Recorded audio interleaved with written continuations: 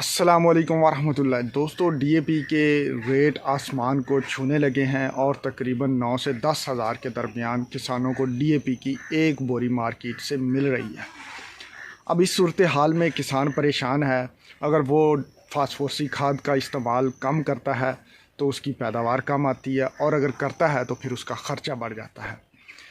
अब इस सूरत हाल में हमारे पास सिर्फ एक ही ऑप्शन बचती है, और वो है फास्फोरसी खादों का दानिशमंदाना इस्तेमाल। इस दानिशमंदाना इस्तेमाल को हम किस तरह से अपने खेत पे अप्लाई कर सकते हैं, आज हम इसी पे बातचीत करेंगे। मैं हूं डॉक्टर जमील शफ़ी और आप देख रहे हैं प्लांट क्लिनिक्स का यूट्यूब चैनल।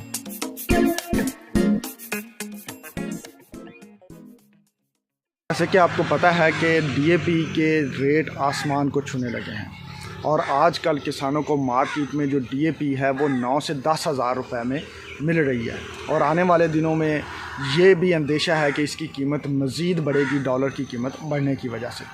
तो इस सूरत में हम जो हैं किसान वो परेशान हैं कि अगर हम अपने खेत में फास्फोरसी खादों की कमी करते हैं तो हमारी पैदावार कम हो जाएगी, और दूसरी तरफ अगर हम फास्फोरसी खादों को इस्तेमाल करते हैं जैसा कि महकमा रिकमेंड करता है कि 2 बोरी डीएपी की इस्तेमाल करें, तो हमारा ख़र्चा जो है वो बढ़ जाएगा।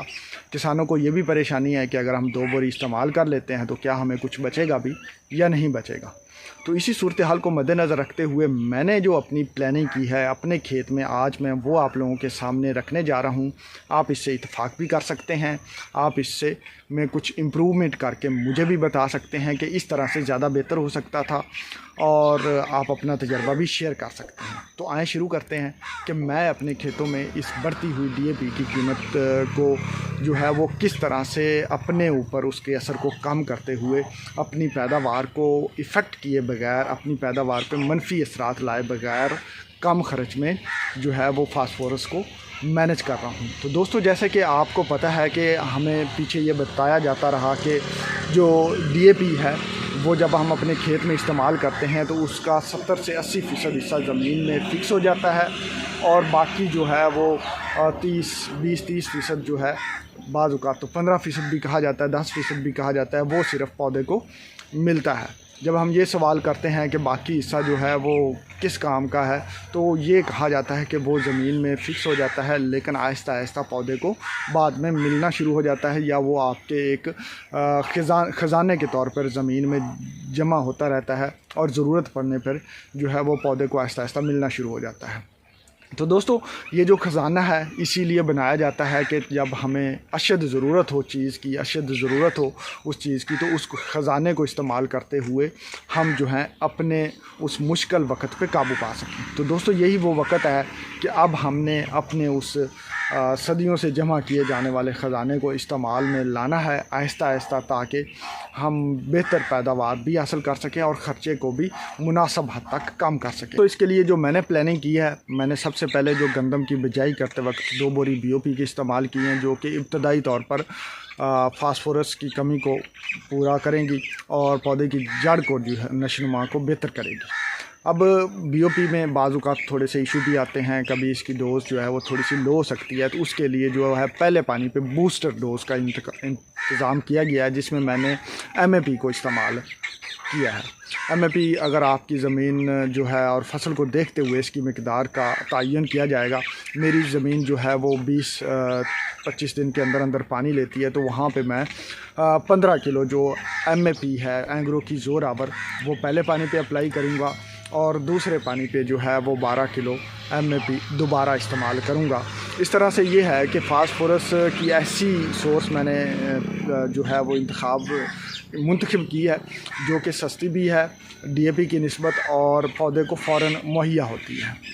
अब ये मैंने क्यों इंतखाब किया है, फ़ास्फोरस की स्प्लिट्स कर रहा हूँ ताकि जो है वो एक ही दफ़ा, जैसा कि महकमा रिकमेंड करता है कि आप सारी की सारी फ़ास्फोरस जो है वो बिजाई के वक्त इस्तेमाल कर दें, और बाकी जो है वो नाइट्रोजन की स्प्लिट्स कर दें। लेकिन इस सूरत में ये होता है कि सारी की सारी फ़ास्फोरस जो है वो 20-30 दिन के बाद फ़िक्स होना शुरू हो जाती है, और पौधे को उसकी अवेलेबिलिटी कम होना शुरू हो जाती है।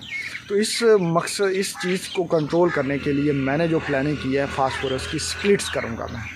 उसके लिए मैंने MAP का इंतखाब इसलिए किया है कि ये तो एक तो पानी में हल पजीर है और जब हम इसको अप्लाई करते हैं तो ये फ़ौरन पौधे को मिलना शुरू हो जाती है। तो इस तरह से ये होगा कि जब हमें पौधे को ज़रूरत होगी तो उस वक़्त उसको अप्लाई कर दिया जाए और वो पौधा ले लेगा, और अगले पानी पे जब पौधे में को मज़ीद ज़रूरत होगी तो फिर उसको फास्फोरस अप्लाई कर दी जाएगी और वो फिर से लेना शुरू हो जाएगा। इस तरह से पौधे की ज़रूरत भी पूरी होती रहेगी और जो ज़मीन में फिक्सेशन का प्रॉब्लम है उसको काफ़ी हद तक कम किया जा सकेगा।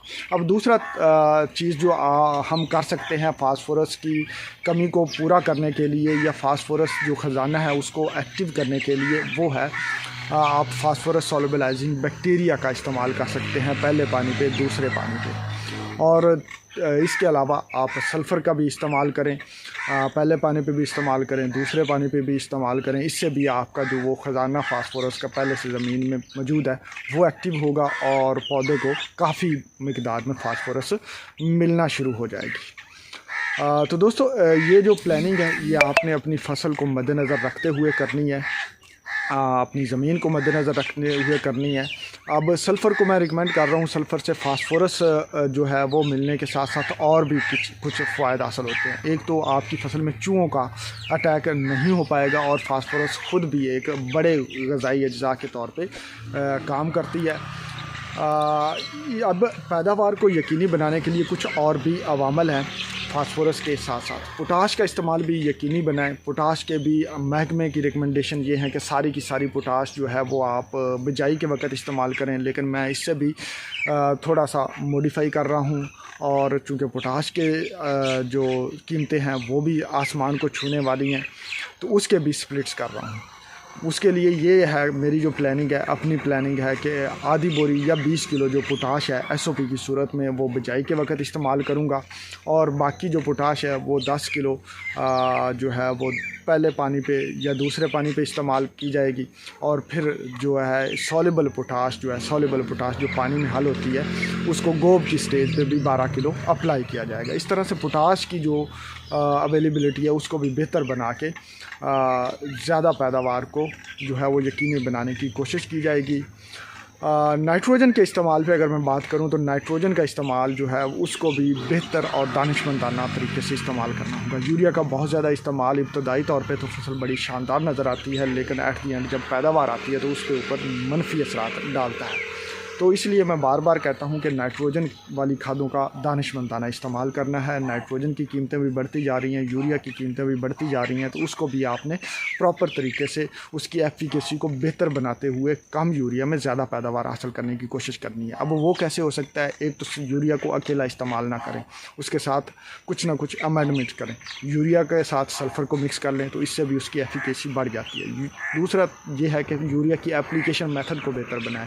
अगर आपकी ज़मीन जो है वो पक्के वाट की है तो वहाँ पे यूरिया को पानी के साथ फ्लड करें बजाय छट्टा करने के, और अगर आपकी ज़मीन थोड़ी सी रेतली है तो वहाँ पे यूरिया को जो है ऐसी हालत में अप्लाई करें पानी लगाने के बाद जब मॉइस्चर जो है वो 72 लेवल जो है उसमें 60 से 70% पानी हो, यानी कि गाढ़ा सा ज़मीन में हो, पानी खड़ा ना हो।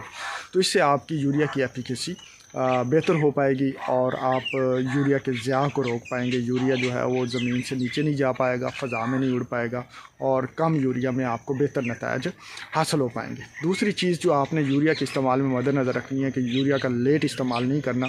यूरिया को हमेशा जो 50 से 60 दिन से पहले मुकम्मल कर लेना है नाइट्रोजन वाली खादों को मैं कह रहा हूँ। इससे लेट अगर आप 60 दिन के बाद नाइट्रोजन वाली खादों का ज़मीन में इस्तेमाल करेंगे तो वो आपकी फसल को गिरने की तरफ ले जाएगी। तो इसलिए 50 दिन से पहले यूरिया का इस्तेमाल मुकम्मल करें। और अगर बाद में फसल आपको थोड़ी सी पीली नज़र आ रही है तो वहाँ पे आप फोलियर में चले जाएं, वहाँ पे आप NPK यूरिया का खुद भी बना सकते हैं और नाइट्रोजन फास्फोरस पोटाश का स्प्रे करें, 2 कर लें, 3 कर लें, जितने आप अफोर्ड कर सकते हैं। साथ में सल्फ़र मिक्स कर सकते हैं, साथ में आप गोब की स्टेज पे बोरान मिक्स कर सकते हैं। और जिंक का इस्तेमाल अगर आपने पिछली फसलों में नहीं किया हुआ तो उसका इस्तेमाल आप हर्बिसाइड जब कर रहे हो तो उसमें मिक्स करके आप स्प्रे कर सकते हैं।